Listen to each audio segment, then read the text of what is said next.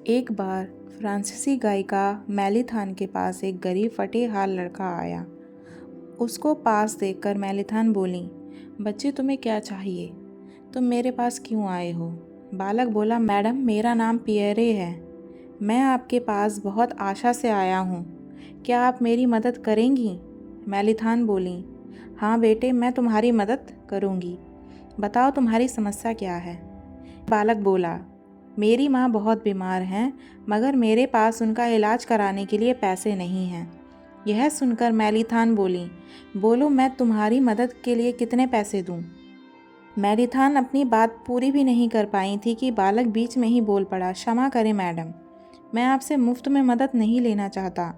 नन्हे से बालक की यह बात सुनकर मेलिथान हैरान हो गई और बोली, कैसी सहायता चाहते हो? पियरे बोला, मैडम मैं आपसे यह निवेदन करने आया था कि मैंने एक कविता लिखी है। आप मुझे अपनी संगीत सभा में यह कविता गाने का अवसर प्रदान करें। आप जो उचित समझें वह पारिश्रमिक मुझे दे देना। नन्हे से बालक की इस बात से मेलिथान बेहद प्रभावित हुई और उन्होंने पियरे को अपने कार्यक्रम में अकेले गाने का अवसर दिया। बालक पियरे की कविता वहाँ उपस्थित सभी लोगों के दिलों को छू गई।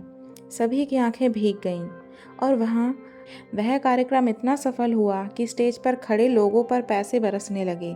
लेकिन मेलिथान ने दरिया दिली दिखाते हुए वह सारे पैसे पियरे की माँ को सौंप दिए और बोली, का बेटा बेहद काबिल है और वही इन पैसों का असली हकदार है।